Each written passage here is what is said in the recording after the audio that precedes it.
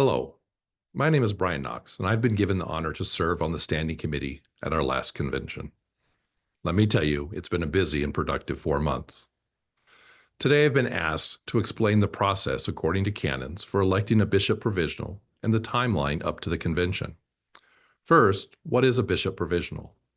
A bishop provisional in the Episcopal Church is responsible for maintaining the diocese episcopal authority while the diocese bishop is unable to serve. Currently, that authority is held by the Standing Committee. The duties of a bishop provisional include presiding over liturgies such as confirmations, receptions, visitations, and other liturgies. They will work with our governing bodies to include the Standing Committee, the Commission on Ministry, the Diocesan Council to ensure the diocese's legal and financial commitments are met, and they will also work with our foundation.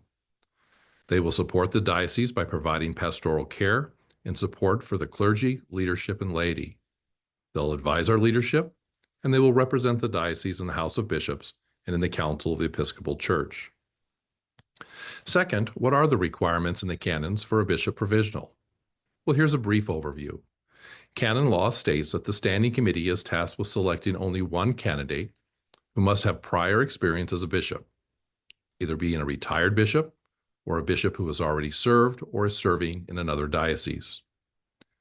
They must be under the mandatory retirement age for clergy, in good standing with the Episcopal Church, and willing to serve as a bishop provisional. Once the candidate is selected, the Standing Committee drafts a resolution putting forth that name, which is then affirmed during the special convention. Now, some have asked, what is the length of service? Well, it is until the new diocesan bishop is elected and consecrated, or the provisional bishop resigns, or the diocesan convention revokes the provisional bishop's charge. Our timeline started with the announcement of the nomination on January 1st. We planned it this way for several reasons. First of all, to mark a new year and a new chapter for the Diocese of Wyoming.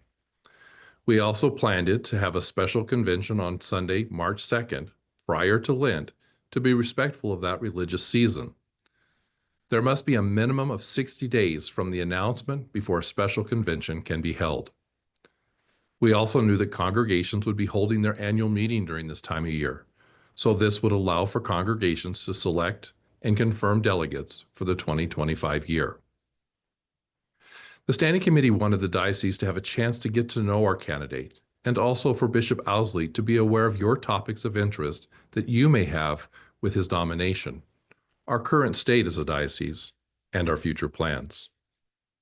We also took into consideration the time of year, so we planned these virtual public forums on January 30th and February 8th so people could attend or later view the recording to allow for members to ask their questions based upon their concerns and for Bishop Owsley to answer them in his own words.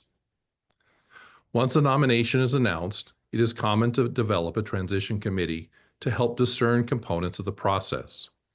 Our transition committee has been focused on reviewing the submitted questions to make sure that common topics can be combined and to make sure that all concerns have been addressed. At our March 2nd special convention, the attendees will have an opportunity to speak, discuss, ask questions, and vote on the single resolution. Our diocese has never experienced this type of transition, so a common question is, why is there only one candidate for a bishop provisional for this convention? This is what happens with a temporary bishop provisional convention. The delegates confirm the transfer of episcopal authority from the Standing Committee for a limited time period to the bishop provisional. With our assisting Bishop Catherine, the Standing Committee hired the position, but the authority was never passed.